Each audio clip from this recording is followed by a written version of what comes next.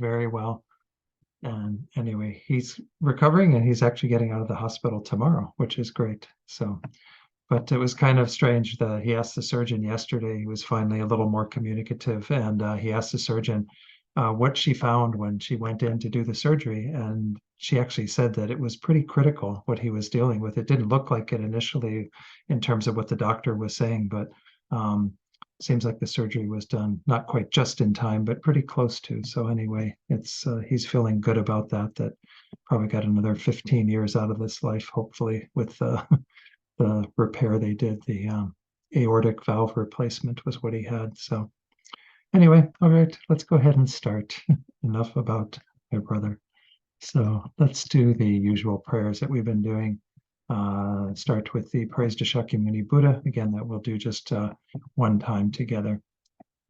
To the founder, the endowed transcendent destroyer, the one gone beyond, the foe destroyer, the completely perfected, fully awakened being, perfect in knowledge and in good conduct, Sugata, knower of the world, supreme guide of human beings to be tamed, teacher of gods and human beings, to you, the completely and fully awakened one, the endowed transcendent destroyer, the glorious conqueror, the subduer from the Shakya clan, I prostrate, make offerings, and go for refuge. And then we'll do the short mandala offering. This ground, anointed with perfume, strewn with flowers, adorned with Mount Meru, four continents, the sun and the moon. I imagine this as a Buddha field and offer it. May all living beings enjoy this pure land. Idam Guru Ratna Mandalakam Niryatayami. And then refuge in bodhicitta in English, and then two more times in Tibetan. I go for refuge until I am enlightened to the Buddha, the Dharma, and the Supreme Assembly. By the merits I create through listening to the Dharma, may I become a Buddha in order to benefit all sentient beings. Sangye Chodang Soki Choknam La Jangchu Bardu Dakni Kyabsu Chi Daki Chunyen Gipe Sanam Gi Dola Penshir Sangye Drupar Shok Sangye Chodang Soki Choknam La Jangchu Bardu Dakni Kyabsu Chi Daki Chunyen Gipe Sanam Gi Dola Penshir Sangye Drupar Shok. All right, let's do a short meditation. Again, we'll just spend the first few minutes focusing on the breath to calm the mind somewhat. And then I'll come in and lead you in a short reflection to set bodhicitta motivation. So we'll just begin the meditation now.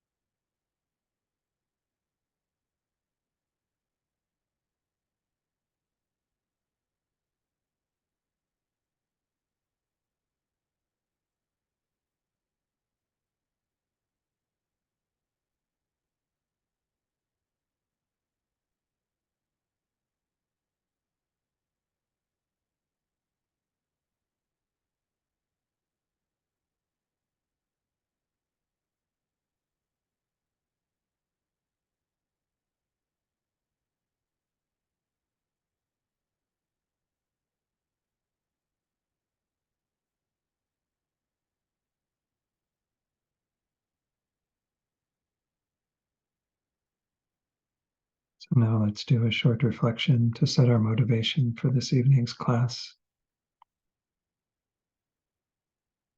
As you know, in this section of the text, we've been looking at this principle of karma and how everything that appears in our life, good, bad, or indifferent, though here we are focusing on the bad, the suffering, the difficulties, the problems,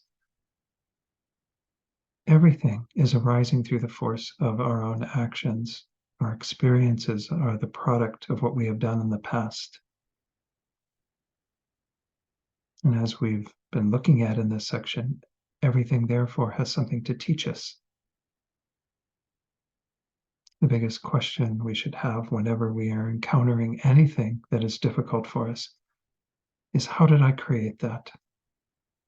What are the causes of that I myself engaged in, and thereby I am experiencing that? Whenever that was in terms of prior lives, even though I was a different person per se, the continuity of mine means that I experience the fruits of my own past actions. So even though we may not know immediately what is the cause of any particular suffering that we're experiencing, we can see it as something at least giving us the lesson to recognize how others are suffering as well.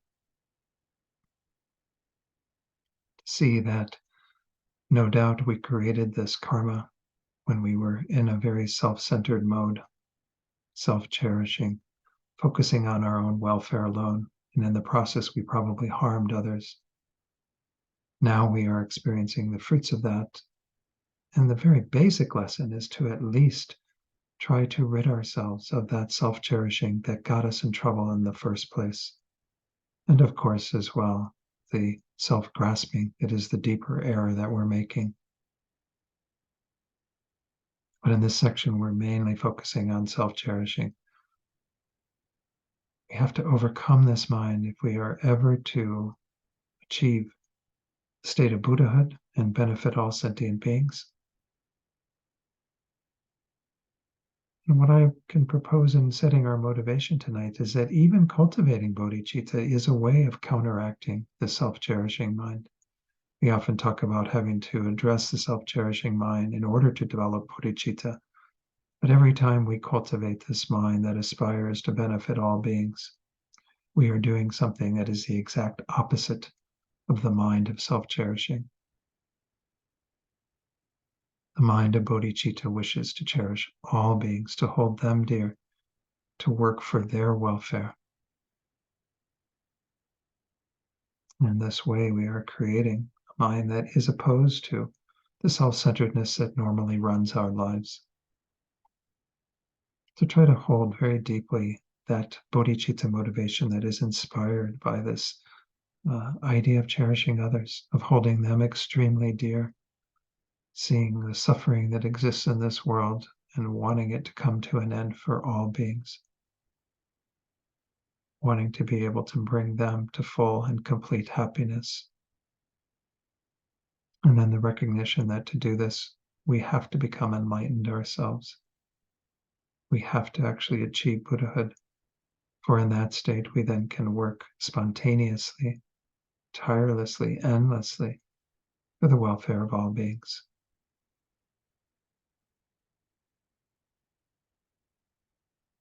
You're ready, you can open your eyes fully, and we'll begin.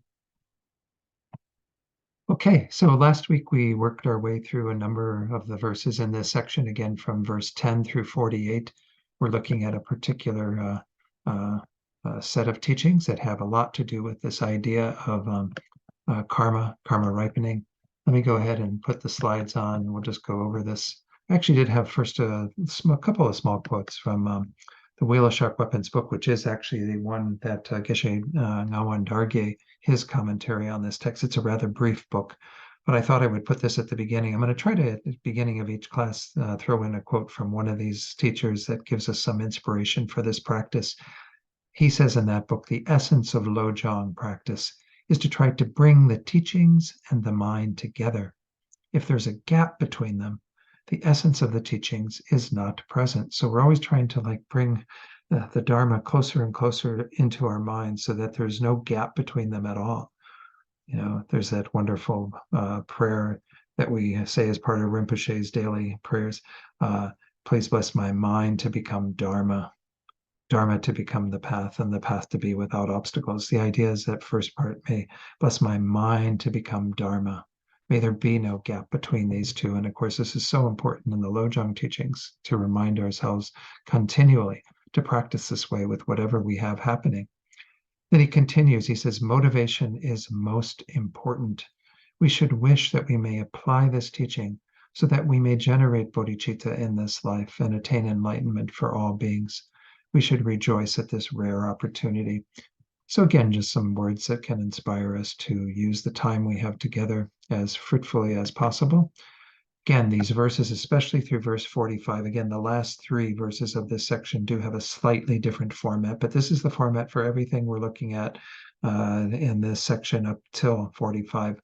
There's the first line that is the specific result, that specific suffering that we are experiencing, that problem. The line B, which is kind of the wheel, acknowledging it's the wheel of sharp weapons, you know, that is coming back against us, these bad actions we have done that are ripening into that result. And then the specific cause that can be lined up with that. Again, not the sole cause sometimes, but something that can be related to why we are experiencing that result. And then a specific remedy, something that is generally doing the opposite of the cause, though it sometimes has slightly different shades of advice in regard to that. So let's go on to the verse that we left off with. We went up through 26 last time, and verse 27 says, whenever our body is suddenly struck by a contagious disease, it is the sharp weapons of bad actions turning against us for having performed deeds that degenerate our pledges. Now we should abandon non-virtuous actions. So this one, compared to the previous one, let me actually go back. If I can get the, go back to the verse that we had at the very end of last week. Whenever we are sick with consumption and edema, these are kind of more chronic illnesses, whereas this one is more acute illnesses, things that are coming in very, very quickly. Or suddenly we're dealing with some sort of contagious disease. This is like COVID, right? Where suddenly we have something that is introduced into our system and it is harming us.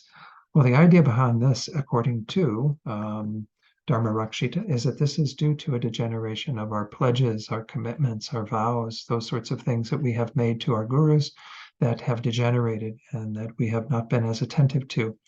Again, generally, we do say that illness in the body is a product of our having harmed the bodies of other beings. So we're not denying that that's part of it, but it does seem like there's other dimensions where we could add other contributory causes that can also play a role.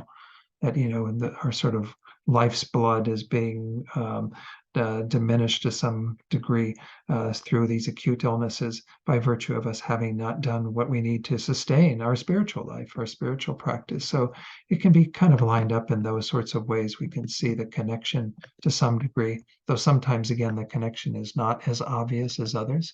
Let's go ahead and go to Geshe Jampa Gyatso's commentary on this verse. He says, when a grave illness in general suddenly strikes us, and when a type of contagious disease such as malaria and so forth strikes our body, we should think this is the sharp weapons of the bad actions committed in this life and in previous rebirths of performing deeds that degenerated my pledges. In short, it is necessary to guard them tightly, just as we have promised. When we take a vow, we make a promise to uphold those. We don't take vows casually, just so, you know, I just want to take these because everyone else is taking it and what have you. You know, we have to really think that it's a very serious act to take these pledges and vows, tantric commitments, anything like that. He goes on to say, in short, it is necessary to guard them.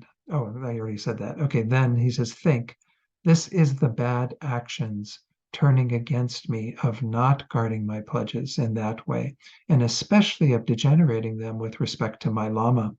You know, when we have a Lama, a Guru, a preceptor who is giving us those vows, we want to be sure to uphold it because of the sacredness of that relationship. As we know in Tibetan Buddhism, that's the foundation of the path and of all of our spiritual development. It says, then meditate on taking and giving. Again, that's the advice given by all of these, even though it isn't mentioned in the verses. This is about combating the mind of self-cherishing. So we take on the suffering of others who have such acute illnesses, and we bring them into ourselves and place them on the mind of self-cherishing at our heart. And then we give away all of our happiness and well-being so they can find true peace and well-being. It says, from now on, we should completely abandon non-virtuous actions in general and the actions that degenerate our pledges in particular. Of course, when we say non-virtues in general, we can talk about, of course, the 10 non-virtues that we've touched on before. And remember, there is that nice little publication by the FPMT that I pointed out earlier when we first got into the topic of karma that goes through all the 10 non-virtues and describes them in much more detail in terms of when they become a complete action and so on. But anything that is non-virtuous can contribute, of course, to our suffering. That's the seeds that we plant that ripen into future suffering. Again, recalling that first of the 4 general characteristics, that it's definite. If we plant non-virtue, we will receive suffering. If we plant virtue, we will receive happiness. It's the way it works. It's just like planting, apples versus pears. You're going to end up with 2 different fruit on the basis of 2 different seeds. So anyway, I don't think there's a whole lot to say about that one. Again, this is just something I might mention before we go on, though, that it is important, if you have not taken vows yet, to at least practice with the vows that you can. I may have even mentioned this before, but the 5 lay vows, for example, you don't usually, when you take those, you don't even have to take all 5. You can practice abiding by them now because they're very simple and very easy to know. Not simple always to uphold, but we want to, of course, abandon killing, abandon stealing, abandon any sexual misconduct, particularly adultery or anything where we're having sex with others who are not in agreement, coerced sexual activity, what have you. Then the 4th one is lying. And then the 5th is to abandon intoxicants and alcohol. And of course, you can practice abiding by those. And those of you who have them, again, already have some experience upholding them. But before you take them, it's good to practice. And then and have some confidence in terms of your ability to uphold them. The Bodhisattva vows, which I did go over in a module of Exploring Buddhism, are also really worth exploring ahead of time so that you know everything that's entailed in them before you take them. Tantric vows are said to be secret and given in that manner so that you are generally not studying them before you take them. There are places where you can find them and find information about them, but they do say it's ideal if you take them without that sort of commentary or understanding. Again, there's always some risk when we take vows in that manner, but if you have already taken other vows, then perhaps you have some greater confidence that you'll be able to uphold those as well. All right, just mention that. I wanted to mention a little bit about that so that we kind of know something about vows, those of you who haven't taken them yet. By the way, you take tantric vows only when you take a initiation in terms of a highest yoga tantra initiation. Verse 28, whenever we are intellectually confused about all that is to be known. Sound familiar? I mean, particularly our Dharma knowledge, what have you, the intellectually confused sometimes comes into play. It is the sharp weapons of bad actions turning against us for having considered that which is worthy to be set aside to be the Dharma. In other words, if we needed to set something aside in our lives, we set aside the Dharma and we, watched Netflix or, went out partying or did whatever felt we needed to do. Now we should cultivate the wisdom of hearing and the rest. It mentions the wisdom of hearing and the rest, but obviously this is referring to the 3 types of wisdom. We'll talk about those in a moment. Let me just check and see if I have any.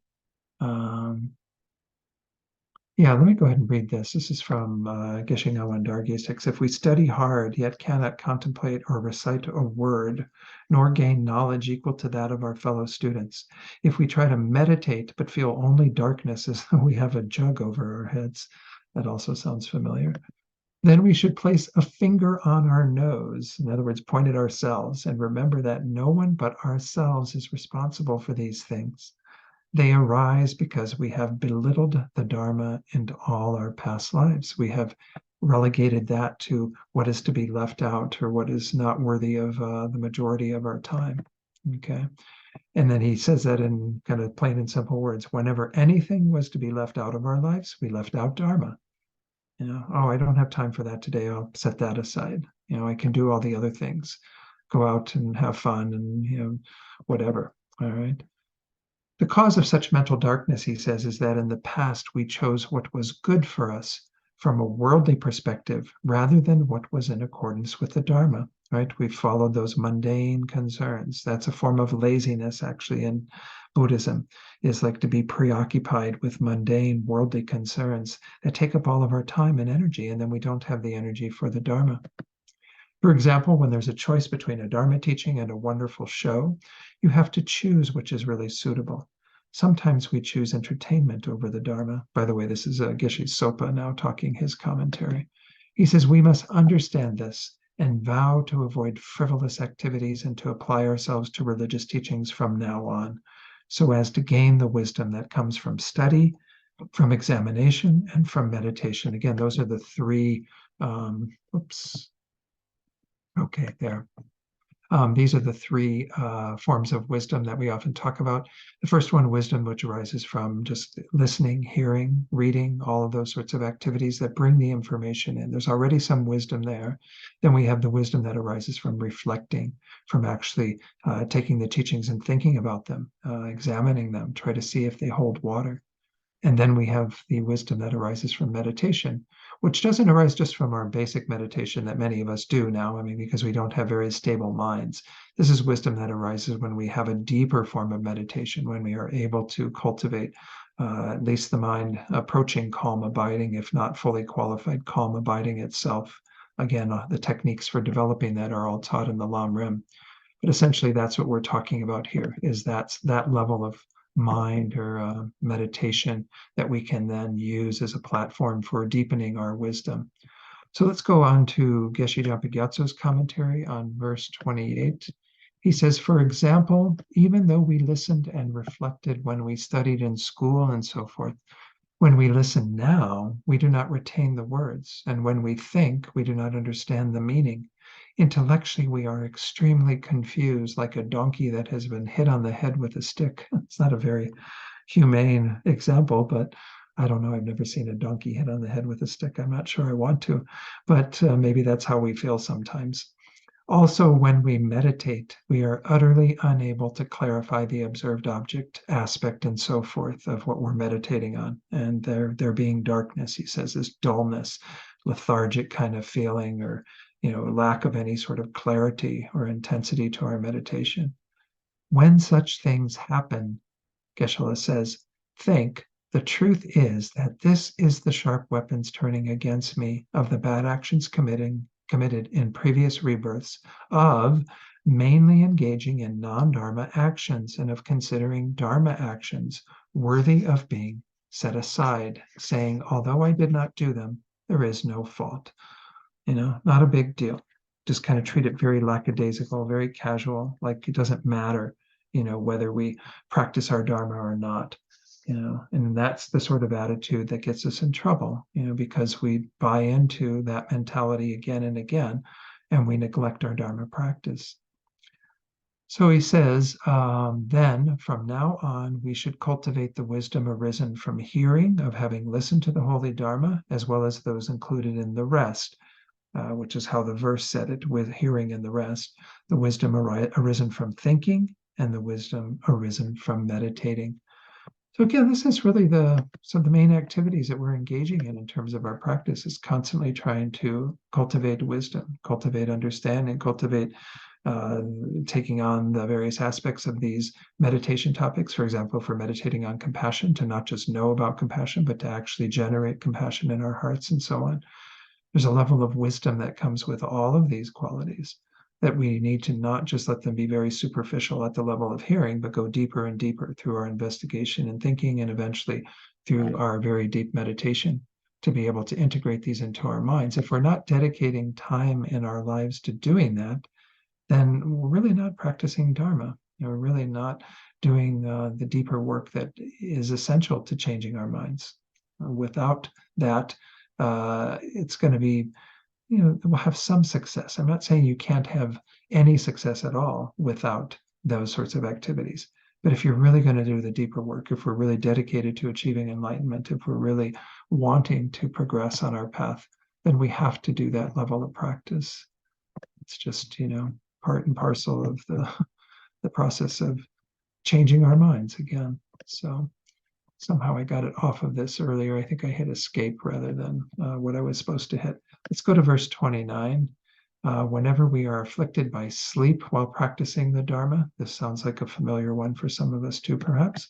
It is the sharp weapons of bad actions turning against us for having accumulated obscurations with respect to the holy Dharma, not treating the Dharma with the proper respect and what have you, and trying to be respectful of both the scripture and the realizational Dharma. We'll talk about that in a moment. And it says finally the line of advice, kind of what we should be doing to correct it, the specific advice. Now we should undergo hardships for the sake of the Dharma. We shouldn't just kind of, again, get very casual with our practice. We should actually be fully dedicated to cultivating the Dharma in our minds. So we often talk about these two aspects of Dharma when we go into what is the Dharma jewel, when we talk about the three jewels. The Dharma jewel is essentially first scriptural Dharma, which is what we mainly are working with, right? In this course, we're looking at the texts and the teachings that are based on what the Buddha taught and many of the sutras and the Mahayana path and how we practice this and so on. The scriptural Dharma is essential, but it's kind of said to be like a boat, in that the whole purpose is to get us from one shore to the other shore. When you get to the other shore using that boat, you can discard it in a sense because it's only a vehicle to get you there. The deeper way that we talk about Dharma, which is something that carries with us, that we actually do have in the state on the other side, is the Dharma of realization. The Dharma of realization is the changing of our own minds through the force of these teachings that we integrate into our lives. With great respect for the scriptural Dharma, we can then cultivate the realizational Dharma. The realizational Dharma is the real Dharma jewel. I mean, though we often talk about it being the texts, and the texts are important to get us to the other side, the actual realizations that we have are much more important in the end. So let's go ahead and look at what Geshe-la says about this in his commentary. Again, I didn't say what page we're on. I think we're page 12 now.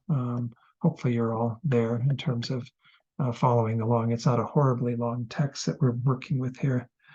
For example, when chanting during debate sessions and so forth, or alternatively, when applying ourselves to our daily recitations, listening to the Dharma and so forth, it really happens to many people that they become afflicted by sleep.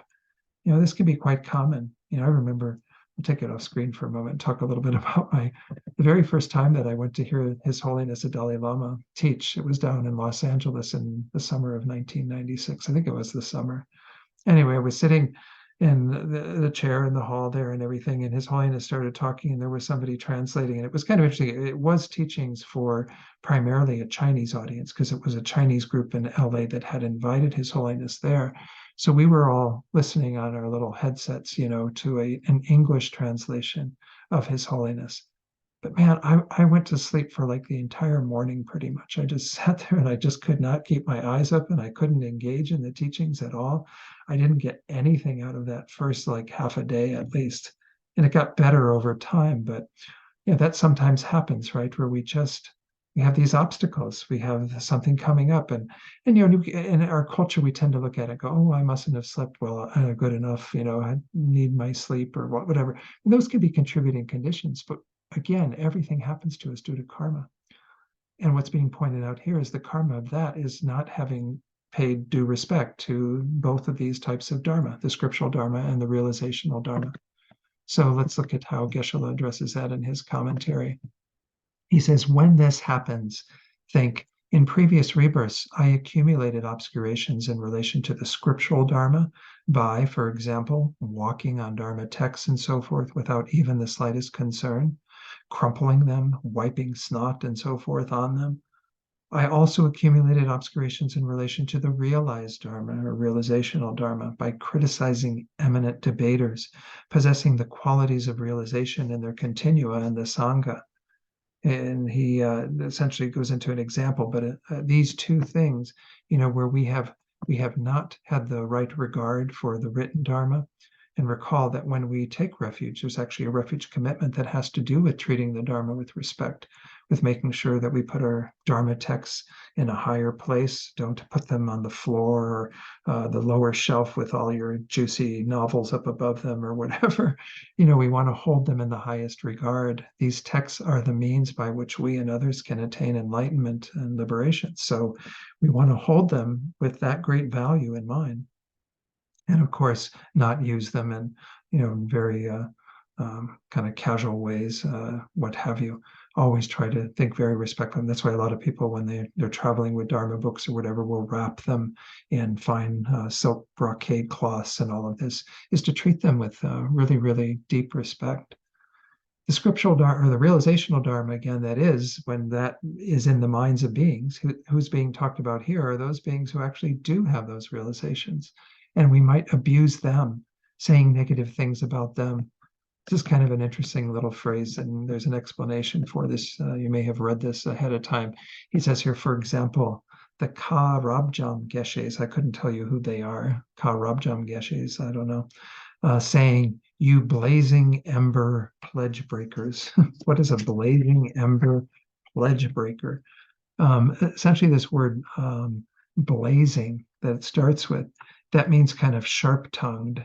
And then ember refers to the mind being completely dry. So it's kind of burnt up. The ember is there, kind of still with some fire, but the main part of the fire has already been burnt up. So when you say somebody's a blazing ember, you mean that essentially they've got dry words now, that they are actually, somebody who isn't really saying anything that meaningful in debate. Their minds are not affected by the Dharma. It's a very low thing to say to somebody. I guess this is said on the debate grounds at times for the Tibetan for that, calling somebody a blazing ember pledge breaker. The pledge breaker part of it, he doesn't really explain so much, but I guess it just means, um, uh, somebody who has, that kind of low status of not upholding even their vows or anything, but they're kind of somebody who uses dry words that are not moist with the Dharma. They don't have that kind of understanding. So if this is actually somebody who possesses qualities of realization, and this is what you're calling them, this is like really, really horrible, because you're not seeing the fact that they are practicing the Dharma in that deep way at all. Then it says, therefore, this is retribution for the obscurations I accumulated in relation to the holy Dharma. Then do taking and giving. Again, take on those beings who have a similar problem like this, who deal with falling asleep when they're trying to focus the mind and things that will benefit them, the Dharma and what have you, and then give them all of what you have so they can have all the causes and conditions to aid them on their path. From now on, it says, in addition to not acting with the slightest disrespect and so forth toward the Dharma, we should undergo even more hardships for the sake of the Dharma. I'm going to talk a little bit about this and share some slides on this because, this is something to keep in mind, is that this isn't an easy path, but it's very easy sometimes to just kind of get slack with our practice and to not practice at the level that we would ideally like to, or what we need to, perhaps, to achieve great realizations as quickly as possible. Of course, there's many factors that can contribute to all of that, to why we are not practicing as wholeheartedly. But I think we have to learn to really invest in what will bring about the results that we are seeking. We put a lot of effort into achieving worldly happiness. Again, we talked about that previously tonight. But the energy and the effort that we put into all these things that we do through our day, if we put a fraction of that into our Dharma practice, we would be, probably further along the path than we are now. And again, I don't know everyone's practice. I know my own practice and how oftentimes this happens as well. But I'm going to share a few quotes, and one of them is a quote from Lama Zopa Rinpoche that I think is really quite nice, from a teaching that he did back in 2004 when he came to Isatuta Lama Tsongkhapa, where I was studying, and led a retreat there. He says, Seeking pleasure which results in only suffering, that you should not do. Seeking suffering which results in only happiness, that you should do. Now, again, when he talks about pleasure or happiness and suffering here, he's talking about two different things in each of these sentences. Seeking the pleasure, the worldly pleasure, which results in only future suffering and only future difficulty, that we shouldn't do, right? Why we get occupied this whole life chasing after all these fleeting transitory pleasures that are only going to result in more suffering because they only increase our attachment and cause us to engage in non-virtue.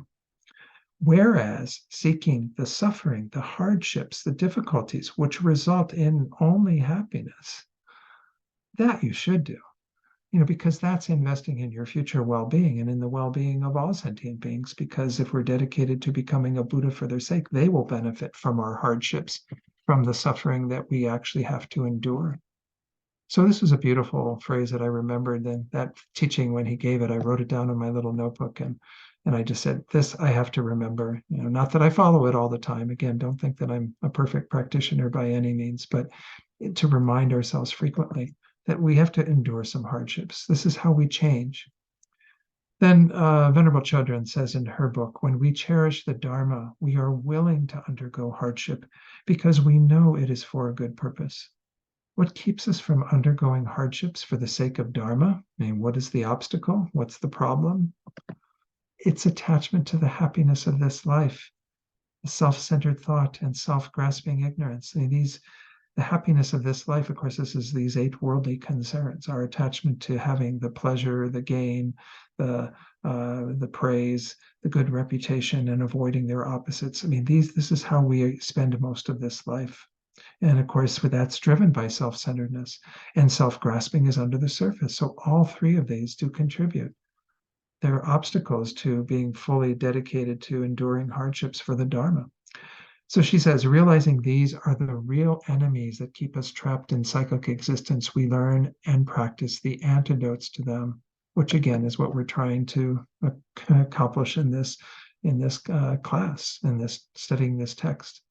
When we are not fixed on the happiness of only this life, undergoing hardships becomes easy, right? Because we don't mind if we have a little discomfort, if things are not the all cushy and wonderful and comfortable and nice, because it doesn't matter anymore. We're not attached to it. We see the greater goal. We see the need to adopt those sufferings or hardships that lead to true happiness.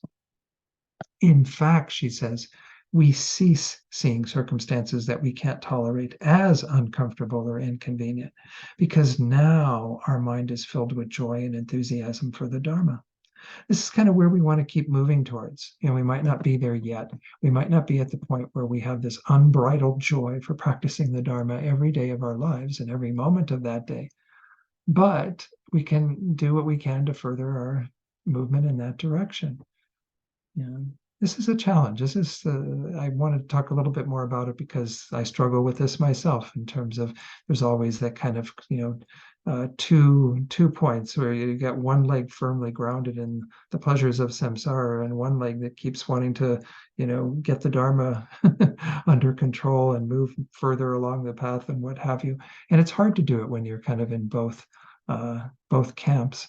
When I studied Tai Chi Chuan, there was this interesting analogy that I look back now. Of course, I wasn't studying Buddhism at that time, but there's this idea of being double weighted, where like if you have too much weight on both legs, because you tend to spend most of your time in Tai Chi on one foot or the other, so you have the weight 100%, and then you're kind of transitioning into another 100%. If you're double weighted, then it becomes a problem. It's like you don't have the ability to quickly change from one to another. So it's just a nice analogy for what we're looking at in regard to our practice of the Dharma and our involvement in worldly concerns. Don't be double weighted. Don't have your focus on both.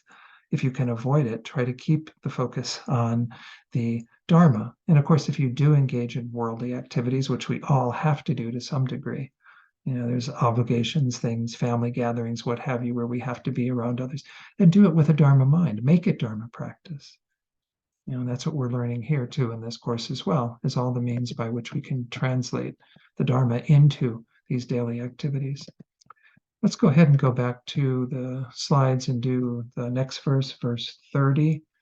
Whenever there is liking for the afflictions and great distraction, it is the sharp weapons of bad actions turning against us for not having meditated on impermanence and the shortcomings of cyclic existence. Now we should develop strong repulsion for cyclic existence. This is talking in the end about the mind of renunciation, the mind that sees samsara for what it is. Now, again, this idea of there being liking for the afflictions and great distraction, this is because we have not really contemplated the topics that lead us to turn away from our involvement with samsara, to turn away from our preoccupation with the pleasures of life. And the analogy that's often used is that we don't see what we're involved in as a prison. We have to see it as a prison and not as a pleasure grove. They use that term in the Lama Chopa, the Guru Puja. People become seduced by the pleasures of samsara. We ourselves have that operating in our lives. A bit of what we were talking about even in relation to the previous verse, where we get sucked into all those worldly things and think that they're the be all and end all of living a good life. Most of us have that knowledge that it isn't the answer, that we know we're not going to get any satisfaction by chasing after those things. As Lama Zopa used to say, it's like that Rolling Stone who used to say, I can't get no satisfaction. That's the way he talked about Mick Jagger. Anyway, the idea is that we know that intellectually from having studied the Dharma, right? You don't get satisfaction from these things, but we still keep going back to them. We still get drawn like a moth to the flame. So we have to begin to develop an understanding of two main topics: impermanence, which is referring primarily to death, to the reality of death that is going to come for all of us. So we better get off our butts and on our cushion and start practicing now. And secondly, the faults of samsara, the defects of cyclic existence, that we see it for what it is. So let's look at what Geshe Japa Gyatso says, and then I do have a few additional slides to share from other writers. Liking for the afflictions is, for example, when seeing the excellent wealth, excellent food and drink, and excellent clothing of others, to like the attachment that thinks, may this definitely happen to me. May I win the lottery and get all those wonderful things, right? Similarly, there is liking for anger as well as liking for delusion, in the sense that while delusion is mainly considered in Buddhist philosophy to be ignorance and so forth, delusion is used in the world to refer to sleep, and there is a thorough liking for sleep, due to which there is striving for it. A lot of people do like maybe I think we could even kind of refer to a lot of what people do in front of their computers and their televisions when they're kind of zoning out and binge watching all these various TV shows is also a form of delusion and kind of ignorance, just kind of wanting to dull out and just be preoccupied and entertained by things, right? So we have that mind that gets seduced by those things. It gets pulled in the direction of all of those. And we have a strong liking for it. It's not like we, immediately turn away from it. In fact, we tend to sometimes over engage in all those sorts of things.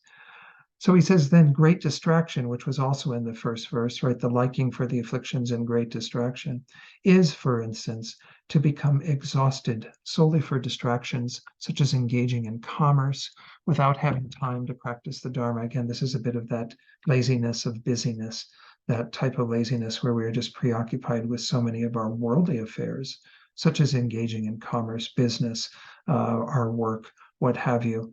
That, it's not to say that you don't. I mean, we all do have to work to make money, to have the bills paid and what have you, but don't make it where it's a total distraction, being exhausted at the end of every day because we spent the whole day just trying to, deal with our financial situation or what have you. Again, and if we are going to engage in those sorts of things, do it with a Dharma attitude. That's the lesson also that's kind of implicit in here. So continuing, Geshe-la says, when these things happen, think, this is retribution for not having meditated in the past on impermanence, the shortcomings of psychic existence, and so forth. Then do the taking and giving Tonglen. From now on, through meditating on impermanence and so forth, again and again, we should develop the mind to definitely emerge from the abodes, of cyclic existence. Oh, sorry, went down too far. Again, the mind that wants to emerge, definitely emerge, is actually, that's the Ngenjong is a Tibetan for renunciation. That's the literal meaning of it. Definite emergence. We are intent upon emerging definitely out of samsara into liberation and enlightenment.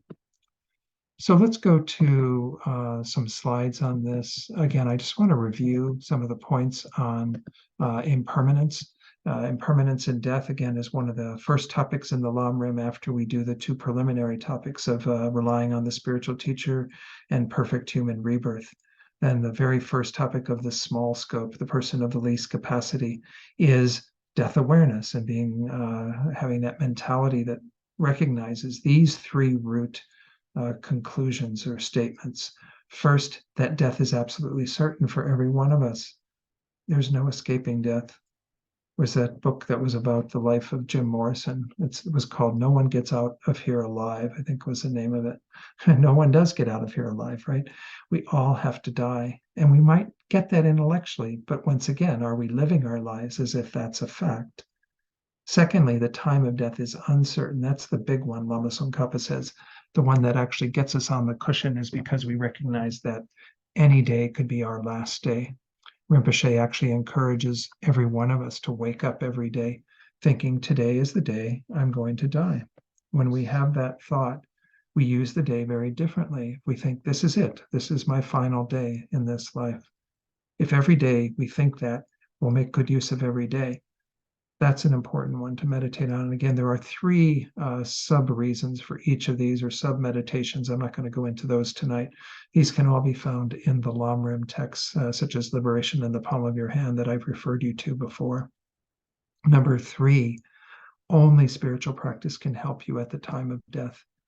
In that part of the meditation, you examine what you tend to rely upon in your life right now, that are kind of the supports, the things that you go to when you're having difficulty or problems.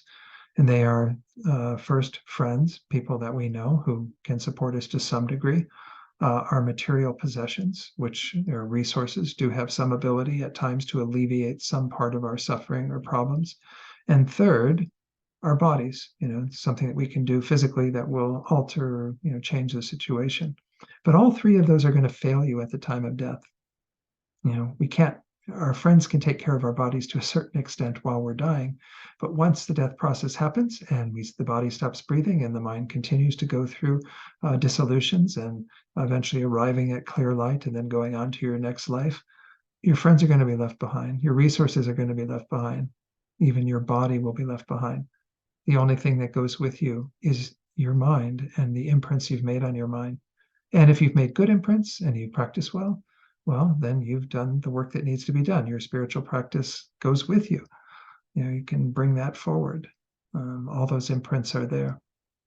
Okay, so that's, again, just a real basic overview of the death awareness meditation that is being talked about here by Geshe-la and in Dharma-Rakshita's text, that we need to reflect on this every day, at least some awareness. Even when you wake up first thing in the day, you can think, death did not happen last night. Some people did die that night. Some people will die tonight. We could die tonight. If we wake up in the morning, be glad that we didn't die, but then hold that thought. But today could be the day. If you want to think even stronger, today is the last day, and then you use it well. I'm going to present to you one thing on the shortcomings of samsara. These are often called that, but they're essentially also called in some presentations the 6 kinds of suffering or 6 types of suffering.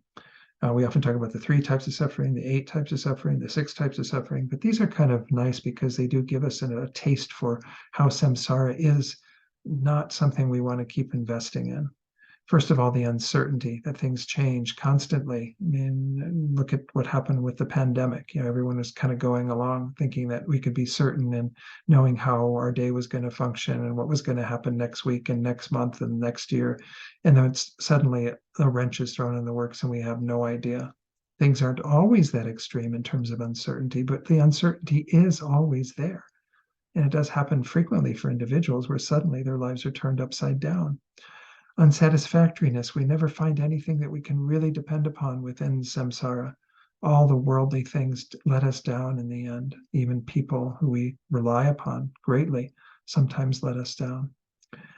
The third and fourth are all about the process of rebirth. We have to die and abandon our body again and again. We've died so many times that we don't even have any way of recollecting all of the times we've had to leave behind a body.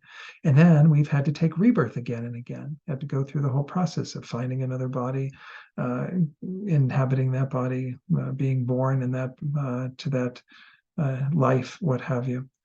Number five is the idea that there are these various realms of psychic existence, from the lowest hells to the highest states of formless absorptions and concentrations.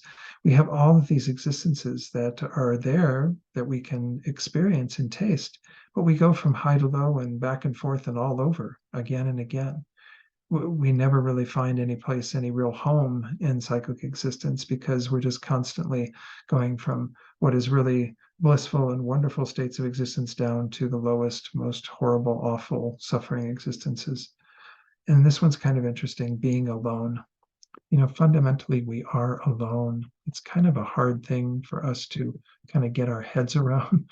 But even when we're with others, we're alone to a large degree, because we're still in this somewhat trapped state of only knowing our own minds, only knowing our own kind of mental landscape. And that we probably don't even know all that well. But I'm saying the idea is that we're not able to connect with others at the level that we would ideally like to. And we have to travel through samsara from life to life completely on our own. Even if two people who are very close in this life happen to die together, as sometimes what happens in an accident or what have you, they still will be propelled in very probably quite different directions. May meet up again in other lifetimes, but they may meet up in ways that are not complementary to each other. They could meet up as bitter enemies. We have no way of knowing how these things will take shape. We're all on our own little trajectory, kind of going through samsara. So it's kind of a way of gaining a deeper appreciation for how this is not something that we need to keep investing in. I think there's a Tenzin Palmo, in one of her teachings, she talks about how like we treat our prison cells as if they're a wonderful home, and we redecorate and we put up beautiful paint on the walls, and we think it's become such a nice little place, but it's prison, folks. We're just redecorating our prison cell, and we have to see it for what it is and want to be free of it once and for all. So maybe spending a little too much time on some of these, but I like this section. There's a number of really nice verses that remind us of other Dharma practice that we need to do. Verse 31, whenever, no matter what we do, we fall into decline, it is the sharp weapons of bad actions turning against us for having disregarded actions as well as cause and result. In other words, not being attentive to the law of cause and effect in a very general way. Now we should strive in actions of forbearance in regard to our practice of the Dharma and so on.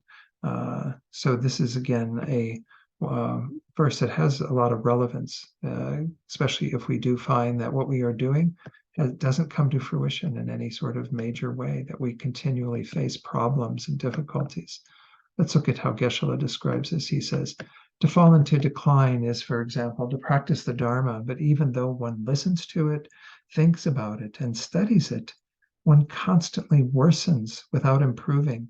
And even though one meditates, the same thing happens. This is a little similar to the one we looked at earlier, but it's a slightly different flavor in that we are able to engage in it, but we don't find that we're getting the fruits of it. We're not really improving. Our things aren't getting better in terms of our practice. In addition, he says, when this is illustrated with respect to the world, if we talk about worldly activities, that was Dharma activities, it is that no matter what business, farming, and so forth one does, one only falls into decline. When this happens, think, this is definitely the bad actions turning against me, of in previous rebirths disregarding actions, causes, and results, without calculating them even slightly. In other words, I wasn't attentive to the law of cause and effect and karma and knowing what I needed to do in order to achieve the results that I seek. And doing only non-virtuous actions instead, such as killing, beating, stealing, and so forth. Then do taking and giving. Do the Tonglen as part of every one of these reflections, that we want to think about others who are having similar problems of being thwarted and achieving good results from their worldly activities as well as their spiritual activities.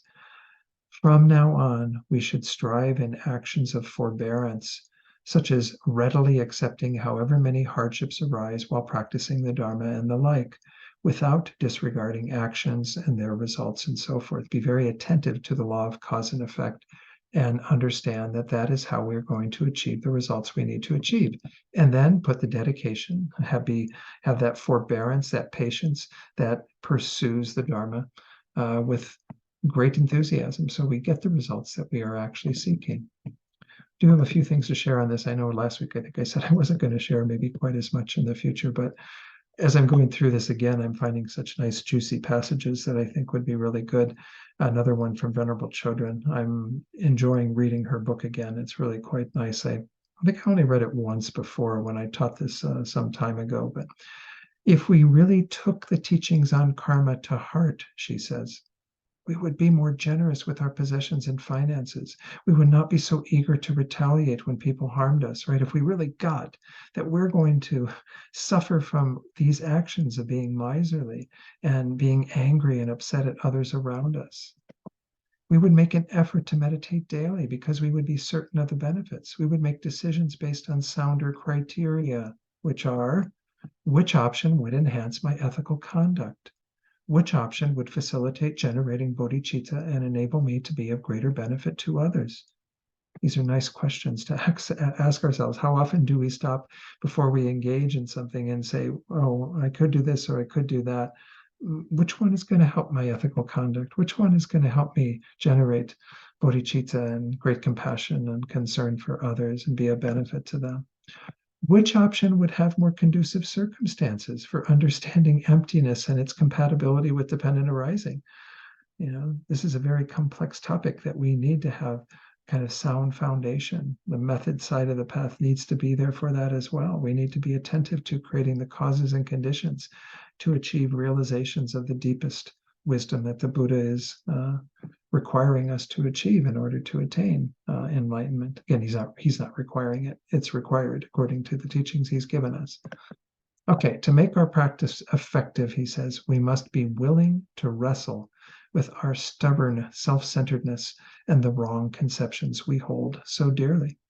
We got to get on the mat with those things. We have to be the stronger arm and really pull them down and make sure that they don't have the final say, especially our self-centeredness, right? We have to see the benefits that come from applying Dharma antidotes to our anger and attachment instead of simply caving into these afflictions, right? We give into them far too frequently, far too readily, right? There is that, I'll share that in a moment. Let's see if there's something more in that. Oh, sorry, hit the wrong button there again. Let me see if there's something additional that I put on there. Here she continues. She says, undergoing hardship is not about living in a cave and eating nettle soup like Milarepa. The hardship of working with our obstinate minds can sometimes make living in a cave look easy, right? And rather, I'll take the cave where I'm like away from all the people. Of course, then you have other issues you have to deal with in the cave, I suppose. But, dealing with people and living a life and having interactions with others, it's challenging, and we have to undergo some hardship and some real struggle with our minds in order to improve. But with consistent mind training, our compassion and wisdom will overcome all obstacles, right? As long as we keep rededicating ourselves day in and day out to doing the work, and we improve a bit, and we maybe falter at times, but we keep moving in a generally upward trajectory, we end up eventually overcoming all of our obstacles. I mentioned that there are three types of patience or forbearance. Forbearance was mentioned at the end. Patience towards harm from others, where we're not getting disturbed. Mind doesn't get disturbed when others cause us harm. People can say things to us, do things to us, harm our property, what have you. Patience towards suffering, problems. We all have problems, suffering, difficulties in our lives. We need to have patience towards that and not get bent out of shape when those things arise and actually see them as opportunities, as we're looking at in this text.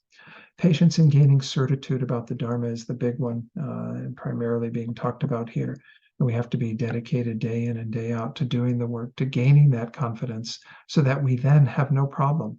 I think one of the problems, in spiritual development is that we don't see the immediate effects of these things sometimes, right? we've been talking already about how karma often takes lifetimes for it to ripen into results. Well, we don't necessarily see that all the actions we're doing now are planting seeds that are going to ripen into amazing good fortune in the future. So it's hard sometimes to kind of have that enthusiasm for it because it just seems like we're getting the short end of the stick constantly. We're giving up everything. We're not getting anything in return. I think I mentioned this previously. We should begin to see over time, this was in response, I think, to Nanda's question last week, that we feel better as people because we are being more compassionate and caring and concerned. We're following the Dharma in our lives. We're avoiding harming others. All these various things end up being their own reward. Hopefully, we become happier inside. We have a deeper joy that's coming from our being more responsive to the world rather than continually reactive. So I wanted to share a few things on that. I mean, one, I just wanted to mention that wonderful verse by from Geshe Langri Tangpa, the 8 verses. Remember, I distributed a copy of that. Colleen sent that out kindly to all of you way back after the first or second week. I can't remember when it was. There's that 3rd verse, which says, "Whenever an affliction arises endangering myself and others, I shall confront and avert it without delay." This is really our job, is like to continually be attentive to whenever we have any sort of afflictive state arising in our mind, to do whatever we can to avoid it, to do the deeper work, the challenging stuff, have that kind of certitude about overcoming it. So anyway, there's going to be more about the afflictions as we get into a little bit more of this text. Obviously, it's one of the main jobs that we have continually is to be practicing the Dharma by being attentive to our minds. So okay, so that was verse 31. These actions of forbearance again that we want to engage in. Number 32 says, "Whenever the rites that are performed go awry, it is the sharp weapons of bad actions turning against us for having put our trust in the black side. Now we should turn away from the black side." It's unfortunately we use black as a color that gets associated with negativity and becomes a little bit kind of racist in my estimation. But nonetheless, I mean, this is what we have to deal with. So we can call this again the non-virtuous side. So we tend to put our trust in that which is non-virtuous, which includes our self-cherishing mind, our self-centeredness, all of that. And we need to turn away from that because things will go awry. This whole idea of these rites that are performed, again, we can also extend this to any other things that we engage in regard to our Dharma activities, though obviously in Tibetan rituals, Tibetan Buddhism rituals do play a kind of prominent role. Let me read what Geshe-la says in regard to this, which does have its roots in Tibetan culture and Tibetan practice of the Dharma. "Nowadays, when ailments arise in the body, there exist a great many rites, such as different rituals and so forth, that begin from people beating drums, ringing bells, and so on. However, when no matter how many of them have been performed, the ailment continually worsens without any recovery whatsoever.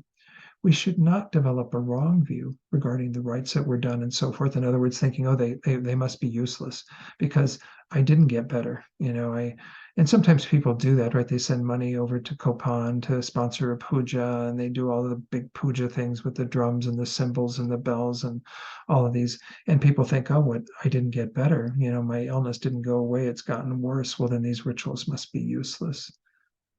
That's the wrong view you don't want to develop. It says this happens, in fact, because in previous rebirths, Geshe-la says, we put our trust in the dark side, the non-virtuous side, all the persons and activities that do not accord with the Dharma, being the dark side. It's just kind of like the Star Wars thing, right? Luke, come to the dark side. We have a lot of things kind of pulling us in that direction. That keep us from engaging in the Dharma wholeheartedly. Well, it's our own fault then if these rituals aren't working. We haven't created the karma for them to work for us because we've been more attentive to things that are not Dharma. So then Geshe-la says, therefore think, this is the sharp weapons, turning against me of the bad actions of putting my trust in them, again, those of the non-virtuous side, and not having thought about the Dharma even slightly. Then meditate on taking and giving. Again, throws in the Tonglen advice, which is important. From now on, we should turn away from the non-virtuous side, all activities that are not the Dharma, and practice the Dharma alone. I don't think I had any additional slides on that. Let's read verse 33. Whenever our requests do not reach the three jewels, it is the sharp weapons of bad actions turning against us for not having had confidence in Buddhahood. Now we should rely upon the three jewels alone. So again, this idea of requests to the three jewels, we'll talk about that more with some of the slides I'm going to share. But, it's not like, most of us kind of grew up in some sort of theistic tradition, perhaps. I'm not saying we all did, but I grew up in Catholic tradition, and there was a sense of like making requests, prayers to God for the things that we wanted, and God being an omnipotent being who had the power to either grant those or not grant those. But this isn't how we work with the three jewels. The three jewels are not there as kind of omnipotent beings that can dole out happiness and suffering, left and right, depending on who's in front of them and, how good or bad their requests are. We go to the three jewels as a support, as inspiration, as the ability to aid us, to help us on our path, recognizing that we're the ones that have to do the work. We're the ones that have to actually dedicate ourselves to the Dharma. Again, if the Buddhas and holy beings could essentially change our situation from their side alone, then they would have done it already. We would be out of this mess because they're imbued with great compassion, great love for all beings. They would have already pulled us all out of samsara and brought us to enlightenment. This is something we have to do on our own, but the Buddhas do play a role, just like other sentient beings also play a role as being a support for us in regard to our spiritual practice. But the Buddhas, because they are in a superior position, and the three jewels in general are all, a superior kind of source and resource for us in our lives. They do play that role of inspiring us and helping us and aiding us on our path. And they can do that, and especially the more we develop our minds, the more we have that guiding influence of the three jewels in our lives. When we talk about our gurus are, pretty much contingent upon us having that dedication to them for them to manifest in ways that will benefit us. Anyway, we'll talk maybe more about the gurus later. But so again, it says when this happens, when we don't have these results that are positive out of our request to the three jewels, we should not develop a wrong view toward the three jewels, thinking they're faulty. It's from their side. They don't care enough about me. They don't have the compassion that they're supposed to have. Instead, understand that this is the bad actions turning against us of previously lacking confidence in the inner or Buddhist Dharma and the three jewels, such that even though we were taught this and that from the Dharma, we did not have confidence in it and thought it is not true that it is like that. Remember, the Dharma is one of the three jewels. And if we don't have great confidence and trust in the Dharma jewel, that's the real medicine. That's the real thing we have to actually take in order to change our minds. The Buddhas, again, can't change us other than by teaching us the Dharma. So he says here, then from now on, whenever happiness or suffering arises, we should not seek another refuge. Instead, through placing our confidence in the Buddha, who's the teacher, the Dharma, who is the actual refuge, or that is the actual refuge, and the Sangha, who are the companions who accomplish refuge. They assist us on our path. We should rely on them alone. So this is an important point. Where is our confidence? What do we actually rely upon as we're living our lives? Do we rely upon the Dharma? And especially as we've been seeing throughout this section, the Dharma teaching karma, cause and effect, how we actually gain the results that we are seeking through being attentive to what's going on in our minds, our behavior that follows from that, and so on, as well as all the other teachings that the Buddha gave that are there for our benefit. The Buddha didn't teach anything for the detriment of beings. It's all for the benefit of beings. Right? So we have to see it for what it is and develop that trust and confidence. So when we talk about the three jewels, again, the Buddha plays a particular role in being the teacher of the Dharma, the one who gave us these teachings through his insight and compassion. Through the wisdom and compassion of the Buddha, we now have these to follow. The Dharma is the real refuge. It's what we actually have to practice. It's the medicine we have to take. And then the Sangha are those assistants who can give us advice because they've been practicing with the Dharma and attained deeper understanding of it than we have. And again, the gurus are the embodiment of all three of those. We try to see them ideally as those sources of refuge who are active and living in our lives, who give us direction, who help us on our path, who can actually be great sources of support on in our spiritual practice. So, all right, so let's look at a few things that are said on that. First, from Geshe Sopa: realizing the effects of your past lack of faith in the three jewels, you should resolve to have faith in them from now on. Remember, faith in Buddhism is a real sense of confidence, of trust. It's not a blind faith at all. To take refuge in the three jewels is to entrust your life to the three jewels, seeing that they only have our benefit in mind.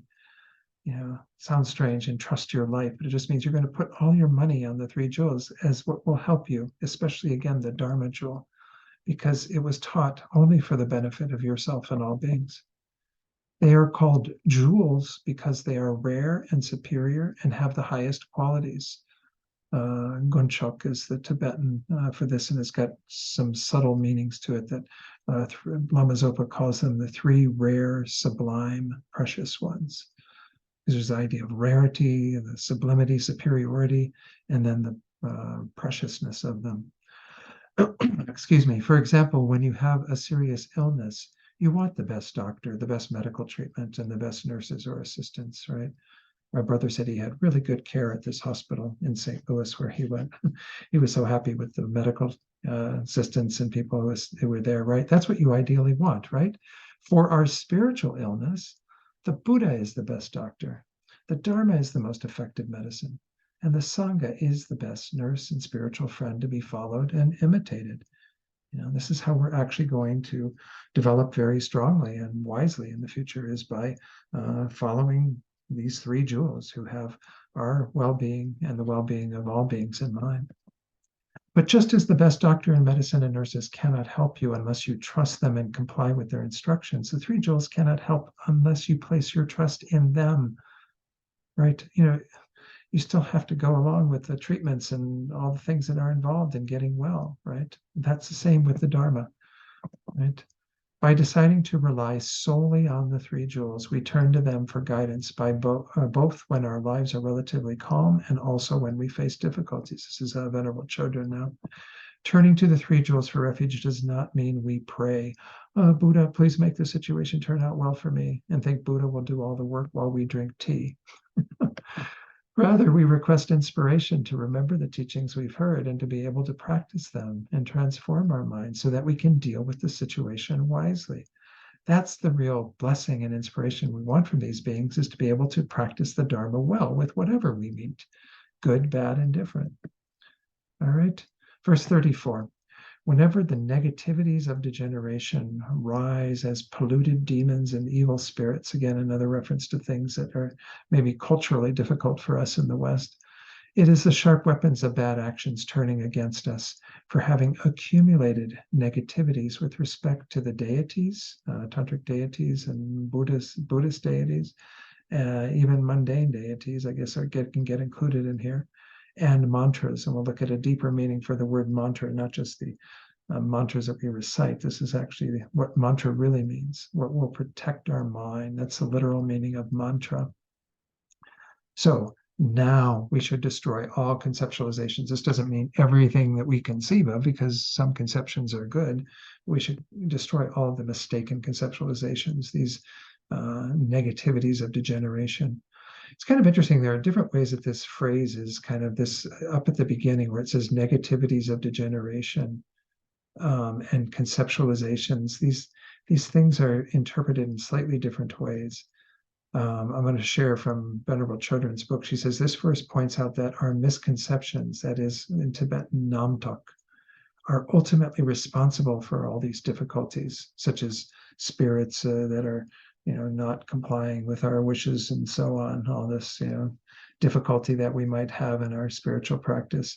While meditating, the great Tibetan yogi Milarepa was disturbed by these spirits. Okay, he questioned them. He said, "Why are you bothering me?" They replied, Namtok invited us to come. In other words, these spirits were created by Milarepa's misconceptions or invoked by them, right? We are the creator of these various forces and things. Again, I don't know enough about these spirits and what have you to talk intelligently about them, but the idea is that everything we experience is a ripening of our own misconceptions, of our own inappropriate thoughts that give rise to different interfering forces, malevolent types of things that are the product of our own actions. All right. Let's go through what Geshe-la says on this. He takes it mainly to be referring to our having broken our pledges and things, our vows. But let's go ahead and look at his commentary. It says here, the negativities of degeneration are the negativities of having degenerated one's pledges. And of course, that's a product of our mistaken conceptualizations. It's not to say that these aren't related. Breaking our pledges would be done because we aren't appropriately attending to the Dharma and having mistaken ideas about it. By the force of our bad actions, he says, they inflict harm on us through appearing in the aspect of polluted demons, such as the evil spirits of above and so forth, external physical spirits and so forth. Again, in our culture, we maybe don't have as much confidence in these sorts of beings or appearances. Might be even a better way to talk about these sorts of things. That can be a product of our own past karma. Nowadays, there is renown to be harmed by king spirits, Zen spirits, and so forth. And again, I can't speak so much to all of these. Geshe-la gives some descriptions, but again, because our culture is maybe not so keen on these ideas, I think it's better to just emphasize on anything that might seem like an interference to our spiritual practice. When this happens, it is because in previous rebirths, we accumulated negativities with respect to the deities and mantras. Deities are the presently non-supramundane deities, that means mundane deities, such as all the males among mundane beings who are renowned to be gods, as well as the supramundane deities, such as the glorious four-armed protector, Mahakala, who's the emanation of Chenrezig, the Buddha of compassion, and the glorious six-armed protector, six-armed Mahakala, also the same. With respect to whom we have accumulated the negativities of contempt and so forth. Whereas the mantras of this context are not to be taken to be merely the usual mantras, Mani Padme Hum, and the mantras of all these various beings. The etymology of mantra, the word mantra in Sanskrit, is that it is that which acts to protect the mind. Therefore, all the Dharma that protects the mind from the side of non-virtue, that is, all the Dharma cycles of small beings upwards, all the long rim Dharma, right? Small beings, middling beings, greatly capable beings. All of that can be posited as the mantras of this context. So we have turned away from, disregarded the Dharma, not having had, that dedication to the Dharma that would have had a different result. Instead, we have these interfering forces arising up. These various things that arise from our own mistaken conceptions about the Dharma and our lack of confidence in it. So it says here, then we think this is the ripening of the negativities accumulated due to having disregarded them and so forth. Then meditate on Tonglen. Now, since they are said to be all the bad conceptualizations discordant to the Dharma, we should utterly destroy them, right? Keep those misconceptualizations, those mistaken ideas out of the picture and have faith in the Dharma. Try to get up through a few more of these. We got about 10 minutes left. Whenever we wander powerlessly in a foreign place, it is the sharp weapons of bad actions turning against us for having evicted lamas and others from their dwellings. This is one where we see it kind of lining up in the normal way when we say we have a particular result of being in a place where we have no home. In a sense, we're wandering and without any real stability. That's because we've ejected others from their homes, their dwellings. It says lamas and others. Others can include anyone, even animals. We have to be careful about how we deal with beings and try to respect the dwellings, the things that they depend upon for their safety, their sustenance, what have you. Now we should no longer banish anyone from any place. Of course, it makes you think of what's going on in Israel and Gaza and all of the horrible things, where people are being misplaced. And of course, what's going on in our world now with climate change and so many refugees and people who are wandering in a similar manner. Again, not that we're solely looking at others. As I mentioned last week, we have to always be looking at these teachings in regard to ourselves. Perhaps some of us have felt that or even experienced being unhoused and not having a dwelling and the suffering of that, and know that it's come from our own karma of having done that to others. Geshe-la says, when due to being evicted like a servant by a lord and so forth, the suffering arises of having to, without wishing to, powerlessly wander in a distant foreign place. Think that this is retribution for in previous rebirths when we had very great power, evicting even our own Lama and others and not allowing them to reside in their dwellings. It is also retribution for having banished others from a place. For example, at the very least, this would have been when the weather was cold. We did not allow others to stay in the sun, but sent them away. Therefore, from now on, we should not banish any type of person at all from his or her dwelling, and we should meditate on taking and giving. Again, that one's pretty straightforward. I won't give much more commentary on that. Number 36, whenever the unwanted, such as frost, hail, and so on, occurs, it is the sharp weapons of bad actions turning against us for not having properly guarded our pledges and morality. So we see pledges and morality. Morality is a larger bucket than just our pledges. It's all of our conduct, ethical behavior. But the idea is that that also can be correlated with unfavorable conditions in the physical world, in our environment. Remember that there are environmental results from our misbehavior. Now we should keep our pledges and the like pure, keep our morality pure.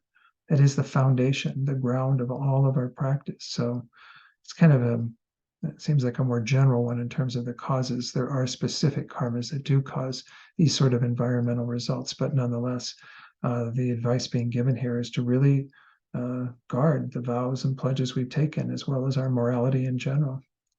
Whenever crops and so forth are not harvested due to the arising of the unwanted, such as frost and hail, as well as weeds, insects, drought, and so forth, which are included in and so on in that first line, reflect on this, thinking, these results of the bad actions committed in the past by the force of degenerating my pledges with respect to the Lama, not properly guarding my morality as I had promised, and not guarding my morality through separating from it and losing it, having ripened on top of the external objects that I hold to be mine. All of what I hold as dear, my possessions, my dwelling, my place, all of that we adhere to, that we, again, have caused others to be separated from, that we ourselves don't wish to be separated from. Then meditate on taking and giving. This means that from now on, we should keep pure the morality that we have promised, especially the pledges with respect to our Lama, without ever giving it up, even at the cost of our life, right? So again, all of these things that we can see that this makes sense too, to some degree, that this plays out in terms of us not having the resources that we need, the things that would be obstacles to getting the food that we desire and what have you. Again, a lot of this happening in our world now with weather patterns being so disrupted. We can see that this is a product of our not having kept our pledges and also not having upheld good morality in general. Let's go on to 37, and this may be where we have to stop. I know I've got a few slides to share on this. Whenever we desirous ones are bereft of wealth, maybe I don't, maybe it's 38. Anyway, whenever we're bereft of wealth, it is the sharp weapons of bad actions turning against us for not having given and not having made offerings to the three jewels. Again, the three jewels in shorthand there. Now we should put effort into actions of offering and giving. So remember, this is one of the most basic ones of karma that is taught, is that resources, wealth, come about through the force of giving, generosity. So there it says, whenever we desirous ones are bereft of wealth, refers to the fact that, for example, many people, no matter how much they exert themselves in actions of business, profit, and so forth, out of a great desire for wealth, enjoyments, and so forth for themselves, become bereft of wealth, ending up without anything at all through only faulty business arising. Right, so we end up kind of not getting the wealth that we expect, having the profit that we deserve, we feel we deserve based on our efforts and so on. When this happens, we should think that this is the sharp weapons turning against us of the bad actions committed in previous rebirths, of holding on to things with the tightness of rigor mortis. We just don't want to let go. We're so miserly and just greedy with all of that we have without giving to the poor and without making offerings to the three jewels. What I mentioned there, the poor, of course, is part of the field of compassion, the field of sentient beings that we need to depend upon in order to practice generosity, right? You need to have beings that you can give to. You can also, of course, make offerings to the three jewels. That's considered the field of merit. But we need both. We need the field of compassion, where we practice giving to others who actually can use those resources because they're suffering. And then the field of merit, which is the three jewels that we gain inspiration and benefit from by making offerings to them. And it says, through having come under the influence of miserliness, this is why we have not done this in the past, is because we've been miserly. We have to become more acclimated to being generous with everything that we have. So meditate on taking and giving. From now on, we should put effort into making offerings to the jewels, respecting the Sangha, giving to the poor, and so forth without feeling devastated. This is a hard one, again, and we should do this bit by bit. With offerings on your altar, it's usually done with water bowls. And water is a resource that obviously in our world too is becoming a much more valuable commodity. But nonetheless, for most of us, it's quite easy to do this and then to take the water, and when we discard it, just put it in gardens or places where it will water the ground that needs water generally so much as well. So it's a wonderful practice because it's really not a whole lot that we are parting from, but it gets us used to this idea of offering, giving. We actually get to a place eventually where we give quite freely and joyfully because we recognize that this is what we're here to do, is to help others through our resources and to give freely to the three jewels offered to them so we can be guided by them. Okay. Let's go ahead and do one more. This one is, I think I can do this one in the time we have, but we might go a little bit past the top of the hour, so a little bit of our discussion time. Whenever those around us deride our ugly body, it is the sharp weapons of bad actions turning against us for having made ugly images and burning them out of anger. Now we should construct deity images and have a tolerant nature. I guess I didn't have commentary on that. It must be 39 that I have some slides on. This is the case where somebody, and this happens with age, right? Where our bodies are not as beautiful as they were in youth and what have you, though some people obviously are born with not as attractive bodies. They actually say that having an attractive physical form is the product of having practiced the perfection of patience, having been very tolerant towards others and not angry and upset with them. So let's look at what Geshe-la says on this, and then we'll go on and do the discussion. Let's see, verse 38. Oh, it's a bit long. In order to enact others' welfare, a fine body is also definitely necessary. A fine body is not only taught to be a subdivision of the good qualities of fruition, in other words, how we have our karma that ripens into a particular body, like a human body, but also due to it being merely seen by other beings who are to be subdued. They come to have faith in and admiration for us. Like, it's important to have a pleasing and beautiful form so that others have a connection with us, right? In addition, it is also necessary for the sake of being cared for and so on with delight by gurus and others. And we want to be pleasing. You don't want to be like over the top attractive to where like it becomes a bother or an obstacle, but you want to be kind of pleasing looking. Like even His Holiness the Dalai Lama, people might look at him, some people who aren't maybe familiar with him and think he's not so attractive, but he has an amazing countenance, a beautiful face in his own sweet way, right? Therefore, whenever those around us and others, deride us for having the opposite, that is, a body that is very ugly, stooped, or crippled, or because we are blind, have a bad complexion, and so forth. Reflect on this, thinking, the truth is that this is the sharp weapons turning against me, of the bad actions committed in previous rebirths, of making bad images, that is, not caring about constructing images of Buddhas, or although I constructed them, I did so poorly, such as making them without eyes, with distorted faces, and so forth, rather than constructing them well, being very meticulous and caring for them. Also, burning with anger, that is motivated by anger at Buddha images, Dharma texts, and so forth, I lacked respect for them and burning with the fire of anger, I said, burn them, or else I directly set representations of the exalted body, speech, and mind on fire, or in other ways destroyed them. Then meditate on taking and giving. From now on, we should make images of gurus and Buddhas as well as print the scriptural Dharma. In addition, we should make them extremely beautiful, such as of fine quality, well arranged, and so forth, without anything bad. We should have a very tolerant nature and not make bad expressions at other beings. So again, I think there is an attention to doing these sorts of practices, like making satsas, these plaster of Paris small statues of Buddhas and what have you. And if you can do those sorts of practices, that's wonderful. If you can sponsor statues and stupas to be built, that's another way to contribute to this type of thing. But I think in general, we just want to, always have that attitude towards others of not having anger, because anger once more ripens into an unpleasant form. Trying to be as patient as possible so that we have the fruition of that karma in gaining not just a good rebirth, but one where we have this other condition of being attractive to others, so others are attracted to us. And also, again, just having this mind that really reveres the holy objects, Buddhas, what have you. Lama Zopa Rinpoche said, as soon as we come into our altar or anywhere where there's a holy object, we should immediately put our hands together in prostration, to them. That's kind of a way of generating that sort of reverence.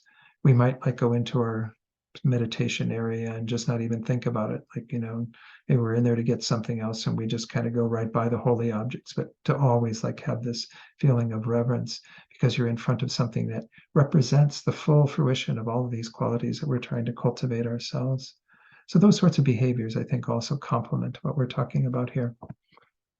Okay, so I'm going to go check on my mother and see how she's doing, if she's gotten to bed yet, and let you all begin the discussion. And I'll have some time for questions at the end. If you do have questions from what I've already talked about, maybe be sure to write them down or put them in the chat box. And then we'll have about 7 minutes, something like that at the end. So take about the next 20 minutes or so to do some discussion. And I assume you'll be leading that again, Bill? Yes. Okay, good. All right, I'll be back shortly.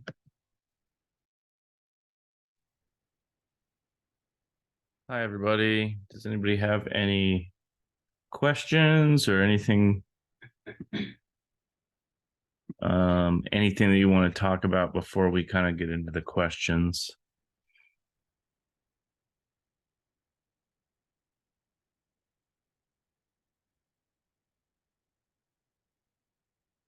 Doesn't look like it. I'm frozen. There. Okay.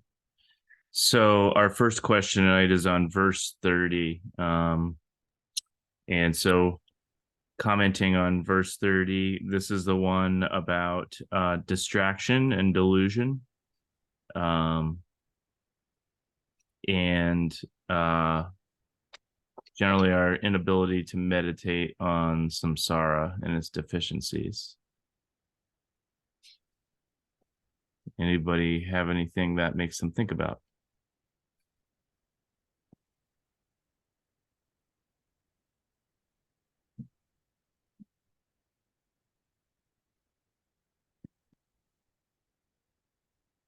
Oh, Or just renunciation in general?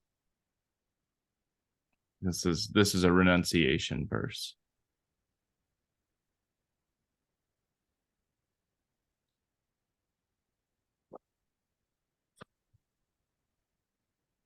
People are tired.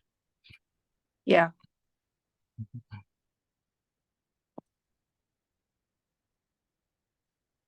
So,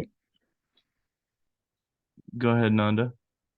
well, I'm sorry. I can't figure out Zoom on my phone. It's okay. So I think you can hear me, Yes, but you can't see me. correct. Okay. Well, I'm here. And we'll figure out the details at some other time.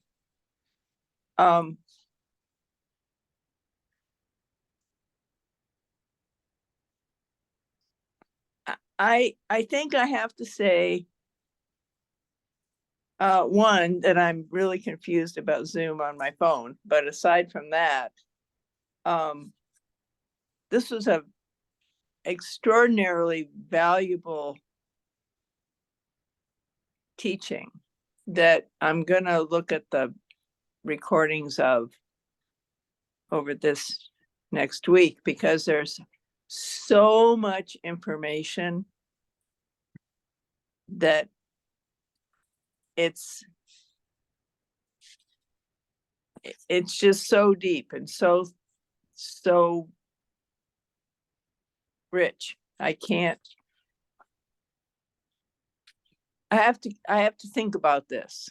I have to really think about this, because in terms of the current, obviously, the current events that we're currently involved in our current lifetime, I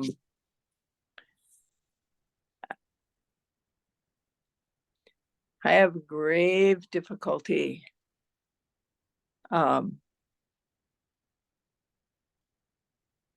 pulling the whole picture together. Anyway, that's it. I'm done. Thank you very much. I really value this time. So.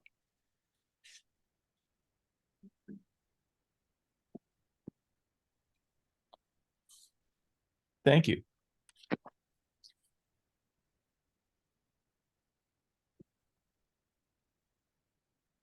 I don't know. I feel like somebody wants to talk about renunciation a little.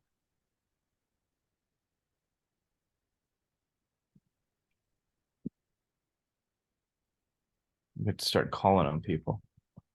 Socratic method. Well, let's see. Maybe somebody will have more to say about 37.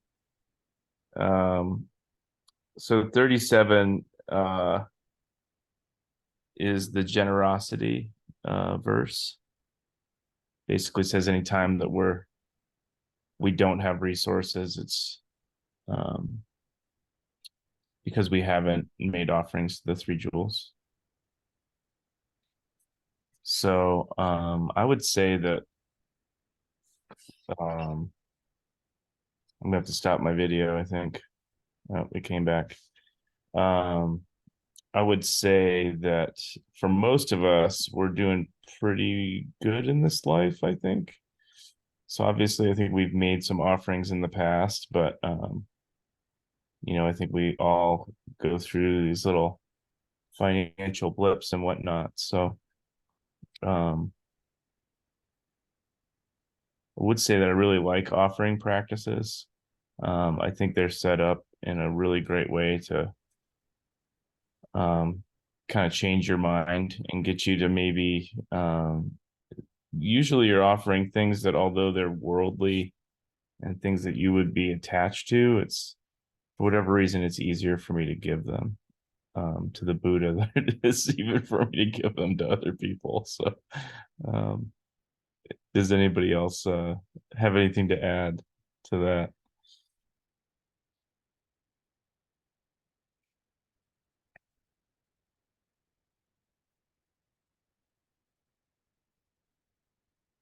Go for it, Ruth. When I listen to teachings on generosity and giving, I also feel like there's a perception, at least for me, that goes into it. I mean, I don't have as much money as a lot of people, but I always feel like, I'm not, I always feel like I have a lot, and part of it is, I think, perception. I'm happy with what I have. Gratitude and I mean, there's people that have $1 bazillion and they're still, miserly and unhappy and angry and not generous, right? So, that part of it, to me at least, is, the perception of like being grateful and being happy with kind of what you have. And the other side of the coin is, of course, I have enough food, I have shelter, I have a house, I'm not in a war zone type of thing too, obviously, I'm in the middle someplace, but yeah. And I think sometimes too with, I don't know if this is true for everybody, but people that have a lot of things spend so much time trying to protect them and to hold on to them and to get more. I mean, it's like they see that happiness, they feel like the happiness is outside themselves, the happiness is having things. So it's sort of a double-edged sword, having resources is great, but if the resources cause you to be miserly and stingy and not generous, that's kind of falling off the other edge. Yep. Anyway, Yeah, those are great points.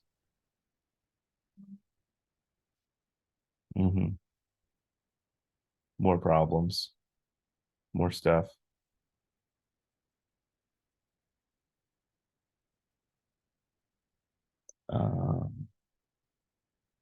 Verse 39,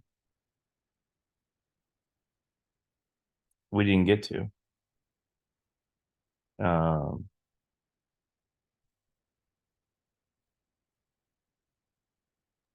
Verse Bill, I might mention that there was one from last week's quiz that we didn't Yep. get Yeah, to. that Okay. was 28 or something. 28. I think it was when the mind becomes clouded when we Okay. study. Anyway, I'll let you discuss. I was actually just about to go back down when I discovered we hadn't gotten to 39. So, has anyone experienced this?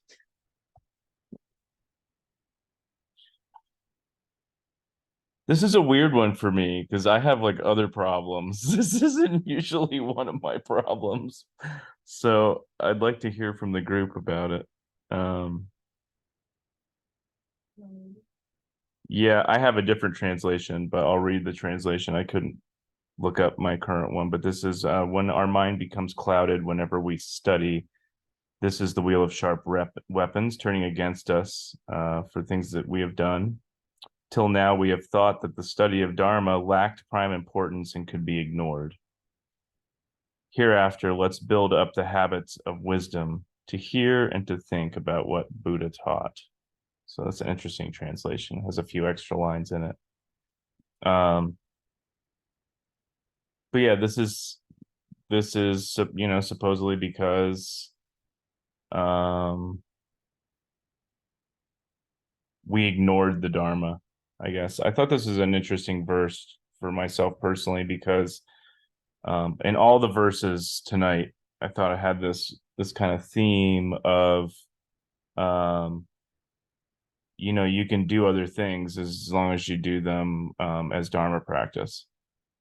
And I just kind of kept coming back to that repeatedly. Anybody got anything to add to this verse 28? Fogginess. Is it because you watched a Netflix show and didn't meditate?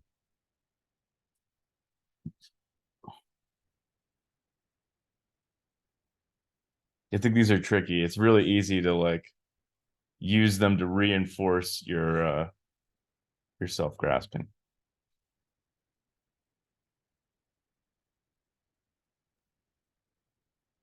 Go for it, Ruth.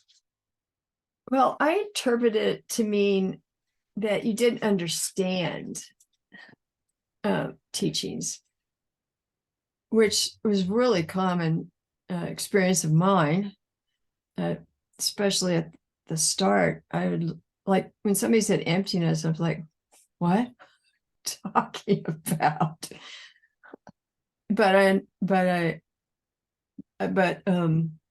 So I don't know, maybe that's a misunderstanding. Maybe it was something. I don't think so. I mean, Deanna once said to me, like, you were purifying all the time, dear. So I think it's pretty common for people to have obstacles when they first start hearing teachings.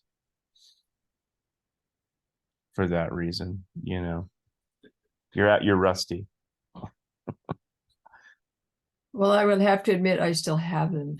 Yeah, well, everybody does. I mean, everybody has, but there's things that change, things shift as you study them, Yeah. Yeah. Yeah. But if you're thinking about all of the practice that you're doing as purification, then you're kind of constantly removing those obstacles, even if you're not thinking about it directly.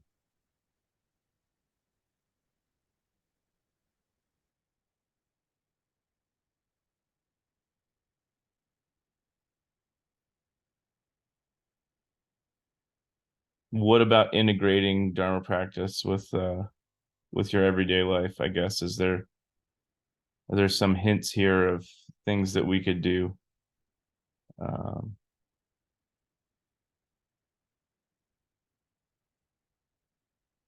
To keep mindfulness of the Dharma even in worldly activities.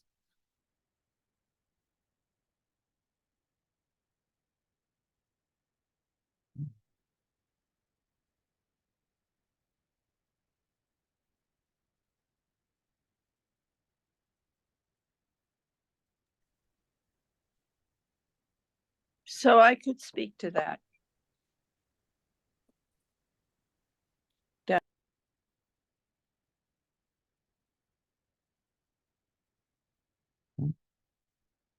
We were hearing Nanda.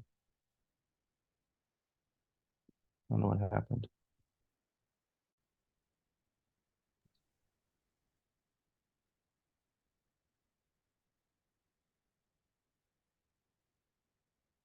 I think we lost her. No, no, you're unmuted. I mean, I can hear you when you're speaking. Oh, okay. Because you can't see me and I can't figure that out. But Yeah, you just talk. okay. Nice. Thank you. Suspension of disbelief. My God.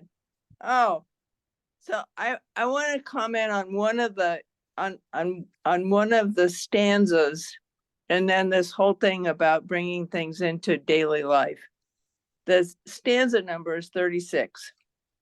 Whenever the unwanted, such as frost, hail, and so on, occurs, right? Which it's going to in a probably a week plus, we'll have the ending of one of the most profound falls in my existence. And I don't actually think, I'm sorry, Dawn, to say this, but I don't think the coming of winter is a karmic failing on my part. So I'm just going to throw that out there. Winter's going to come. It's going to be horrible, icy, miserable. But I don't think that my previous karmic actions actually have anything to do with the coming of winter. My karmic actions absolutely have something to do with climate warming, which is a whole nother whatever I'm kind of spewing. But this particular time of class is really important to me. I just want to say that. That's it. Cool.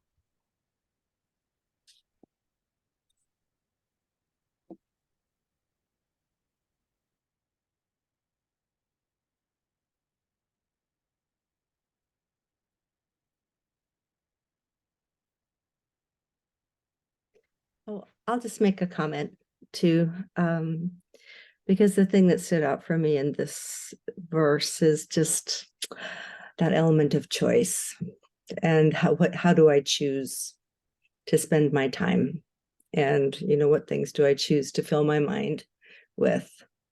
And so just a reminder to choose the Dharma, or to choose kindness, or to choose compassion rather than law and order or something, that idea of choosing entertainment over the Dharma. So helpful. Yeah. Yeah. Use your opportunities. That's kind of how I interpreted this verse. Don't squander your opportunities.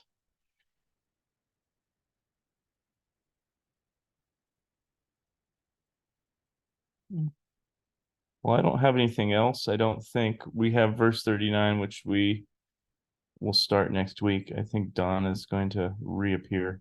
I've reappeared. You have the karma for me to reappear. Obviously.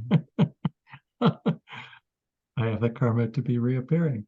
So, well, there were some good comments in what I did hear. I didn't get to hear all of it. I was actually helping my mom a little bit, but yeah, I think again, when we start dealing with this issue of karma, let me do one sort of thing that His Holiness says about karma, which is a little bit different than what my teacher would say. I don't know. I think Geshe Jumpa Gyatso, who wrote the commentary we're working with, was my teacher in Italy.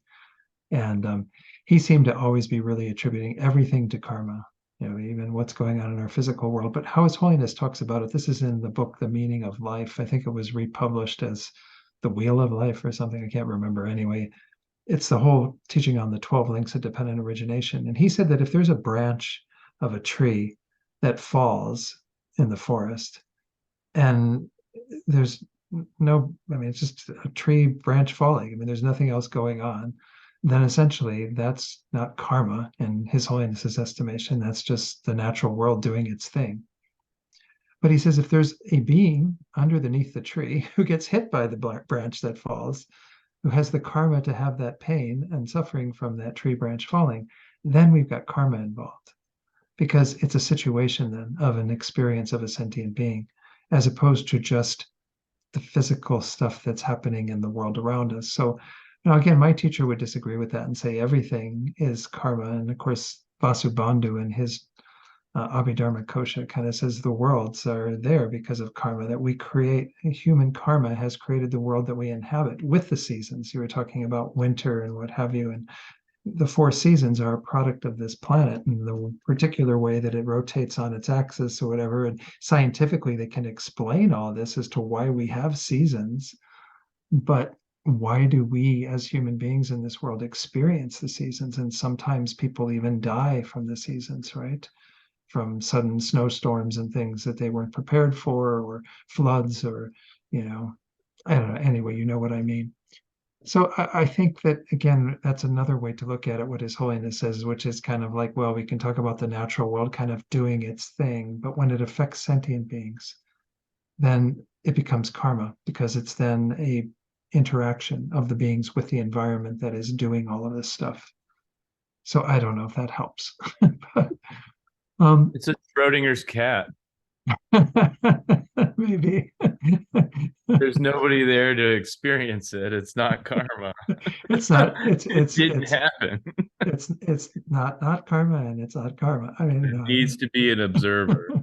I mean, there is that personal dimension again, that when you have the people involved, and of course, this is what they're seeing in a lot of quantum physics and mechanics, as I understand it too, the importance of the observer, the experiencer in the midst of what's being experienced. And so that makes some sense the way His Holiness approaches it. And maybe that's even a product of his interacting with all these various scientists who are putting forward similar theories in their fields of study and what have you. But I want to introduce something before I take some questions. I'm going to send this out, pass it along to Colleen. That I realize there was one handout that I think might be useful for you to have about this time.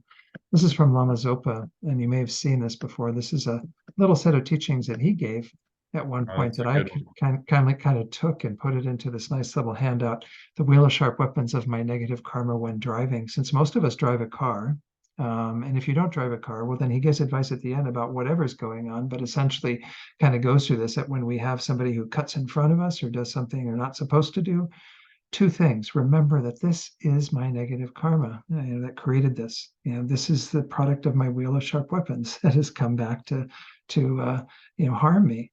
And I want to immediately use it to cut my ego, the enemy, the self-cherishing, self-centeredness, self-grasping. So again, that first one is just putting it in the context of the teachings we're looking at. And then he says, secondly, rejoice how this is the happiest, most wonderful thing in life, to use the wheel of sharp weapons of my negative karma to cut my ego. Kind of rejoice that you have this happening. And then he even exaggerates, what's the word for it?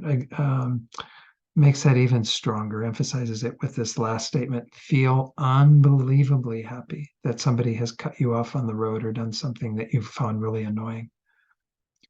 And he goes, yeah, you can read the rest of it, but he says, this is one example, and you must think similarly in daily life with anything that annoys you, which disturbs you suddenly.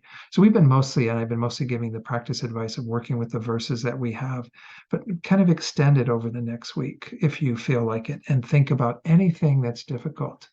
And when that arises, just think those thoughts. This is the wheel of my own sharp weapons coming back to, hit me in the face. And I have to confront that, deal with that. And I should be incredibly happy, again, because this karma has ripened and it's something that's giving me a lesson, something that I can look at and go, wow, I need to be more attentive. I would even challenge, if you feel like it, if you're the creative type, maybe make up your own little verse that would fit into this section that says, whenever I'm driving and somebody, cuts me off and almost hits the front of my car, this is the wheel of my own sharp weapons, my bad actions, whatever the line is. And then identify what the causes of that are. I mean, it's from our having been rude to other people and done things that made them agitated and annoyed, right? And then think, the last line, from now on, I will, be more tolerant and patient with the people around me, especially bad drivers who bring me great harm or something. I don't know. You can make it a nice little exercise, because this is the whole point of this text too, is not just to kind of fit it into the neat little boxes that we're looking at in this section, but to see that this is operating all the time. This is how we're experiencing anything in our lives, is through the force that is negative, again, that we consider negative. That's the whole mind training, is to begin to see it as positive, is actually something that we embrace, like Rinpoche says, and we feel incredibly happy that this is going on, because it's a chance for us to really learn and really get some impetus to change our behavior and do something different, So anyway, yeah. Ruth, please. Well, with that example, it kind of brought up the question in my mind. So is this internal karma or external karma? Is this the karma that's your mind is creating, or is this the karma that's coming at you from the outside world? Or is it well, when you say karma coming at you from the outside world, maybe what do you mean by that? I'm kind of curious. like guy cutting you off, right? Okay, well, so there's always like an external in every one of these, to some degree, an external thing. Right. Sometimes there's a person, and that person is manifesting in a way that we find harmful, negative, that produces suffering, annoyance, whatever. And that, in and of themselves, if it is another sentient being, if it's not some Buddha manifesting in a way to like do something to help us on our path, if this is an actual sentient being doing this, well, then they are creating a karma that is correlated with our karma to some degree, because nothing is done independently. It's always interdependent. If I have harmed beings in the past through the force of my being rude to drivers and rude to other people, maybe not drivers all the time, it can be any rudeness that we've engaged in, and then they are rude to me, well, that's a co-produced thing. I'm creating internally my own agitation, negativity, annoyance, anger, yelling at them, cutting them off, flipping them the bird, doing all these things that are, creating the causes for them to come around at some point in the future and be my wheel of sharp weapons that's hitting me. And if I keep doing that, we keep engaging in the same circle. And we talk about Palestine and Israel and all the forces going on in there. This is a karmic creation over many, many, lifetimes that they put into this bucket of craziness that's going on over there. And I have no doubt that the people who die who are Israeli are reborn as Palestinian, and the people who are Palestinian who die are born as Israeli. I mean, there's such a strong karma that's kind of going on there. Of course, if they're born human, that's a whole nother issue. But the point is that there's an interflow of this. So your question is kind of an interesting one because nothing is happening independently of other factors. My karma ripens into me experiencing that through the force of having created that with some other being who then manifests in a way that they are inflicting that on me. And then if I don't do something different, I do the same thing, react in the same way, I create the karma for them to eventually receive my harm from them or from me on them in the same way that I received harm from them on me. You see what I mean?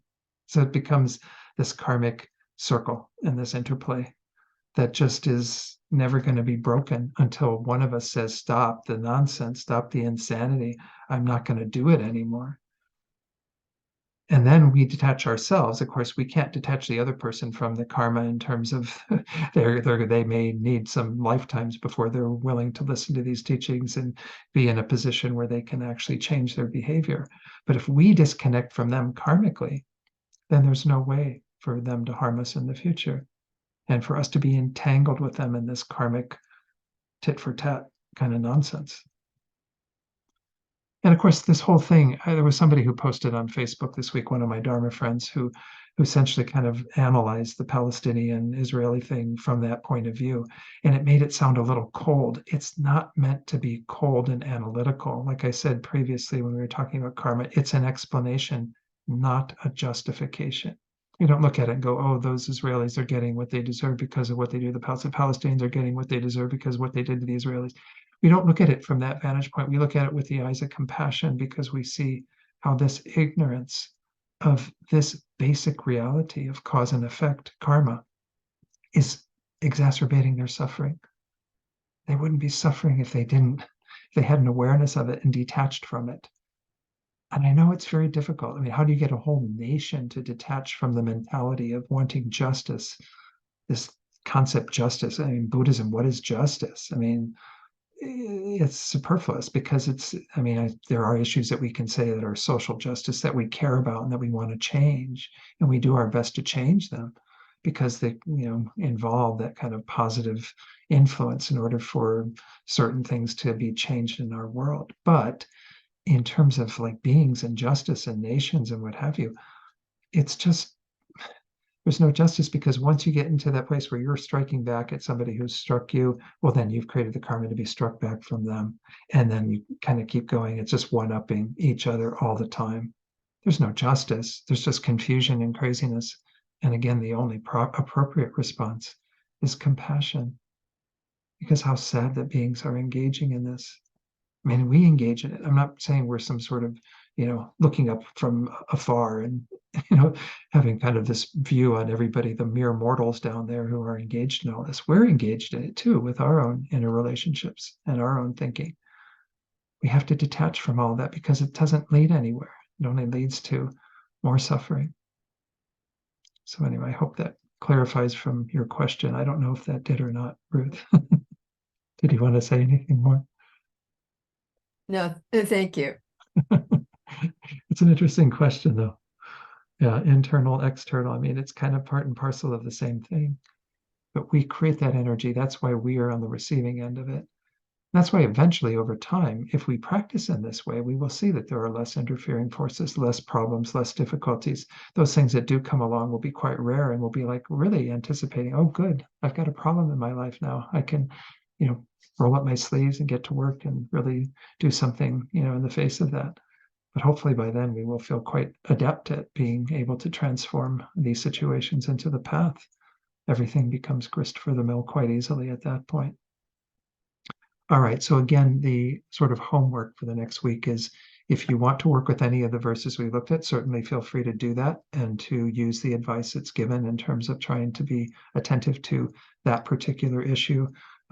Practice some Tonglen with it, and then also, of course, purify. If you need to purify, feel like you want to, do that additional work to remove any of the seeds that you planted that would bring about future suffering that's in the same vein. Then you can also do all those same steps with regard to driving, the wheel of sharp weapons when driving, as Rinpoche said. I'll send that to Colleen so she can send it out tomorrow with the slides from tonight. And then also, if you want to use any other thing that's happening in your life, again, for that karma, that's a result that is very similar to the cause that we've created. It's quite easy to identify, well, I must have done this in a similar mode to other people or other beings, or else I wouldn't be experiencing that now. And so you can make up your own little verse again that kind of falls in that formula and gives you another dimension of practice. Because especially if you're seeing particular sufferings that you're enduring day in and day out, maybe the wheel of sharp weapons of having an annoying coworker, you know, or an annoying relative, or whatever the case might be. You know, try to use these teachings in that manner. That's how it actually comes to life. All right. Were there any other questions before we conclude? All right, kept you a little bit late. Apologize for that. Let's go ahead and do our final prayers for tonight. Due to the merits of these virtuous actions, may I quickly attain the state of a Guru Buddha and lead all living beings without exception into that enlightened state.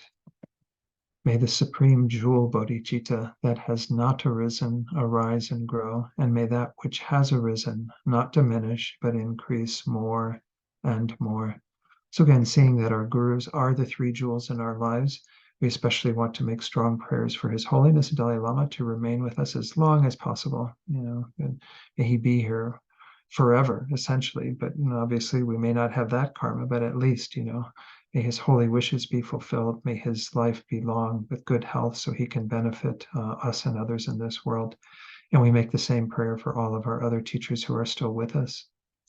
The wish-granting, wish-fulfilling jewel, source of every single benefit and happiness in this world, to the incomparably kind Tenzin Gyatso, I beseech, may all your holy wishes be spontaneously fulfilled. And then we make strong prayers for Rinpoche to return, if he has not been born already, into this world in the form of a being that we can then receive teachings from, and so on. May that happen swiftly through the power of this prayer. Peerless teacher and assembly of the children of the victorious ones, Shravakas and Pratyeka Buddhas, victorious Losang father and sons, along with the lineage masters, all the objects of refuge of infinite lands, please bestow the virtue and goodness of accomplishing this prayer here and now. Holding and spreading the Muni's precious and complete teachings through explanation and practice, you wore the armor of patience that is never discouraged. Incomparable venerable Guru, to you I make request, while striving single-pointedly for the sake of the victorious one's teachings, the sole gateway through which all benefit and happiness emerge, and for mother living beings, you suddenly departed to peace. What a great loss! Nevertheless, through the undeceiving truth of the blessings of the ocean of the three jewels and the great waves of bodhicitta of the children of the victorious ones, may the smile of a reincarnation swiftly beam in glory for fortunate disciples.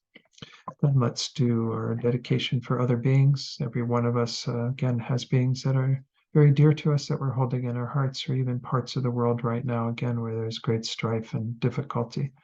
And if that's something that moves your heart, then that's a connection for you karmically to help advance your own desire to benefit those beings and all beings. So send that positive energy that you've created out to these beings. Think that whatever they're experiencing, whatever suffering, pain, difficulty, obstacles, whatever's happening for them, immediately is diminished and eliminated. And then all of the causes that bring peace and happiness come to fruition for those beings. And may this happen for all beings through the power of what we've done here together tonight. All right, thank you all. Keep up the good work and good practice with this text. And I really appreciate the discussion. I mean, again, it doesn't have to be exactly answering the questions as much as what you all have been doing frequently, which is talking about what these topics bring up for you. And that's a valuable way of just exploring the teachings as well, to hear other points of view, to share what insight or difficulties you're having with certain concepts that are coming up. So I wish we had more time for that. Certainly, if you want to coordinate something from your end and bring people together for another half hour or hour, you're welcome to do that. You don't have to just meet for this time, but we figured we'd keep it as part of the time together so can have a little bit of processing involved. So, all right. Thank you, Colleen and Bill, for your help.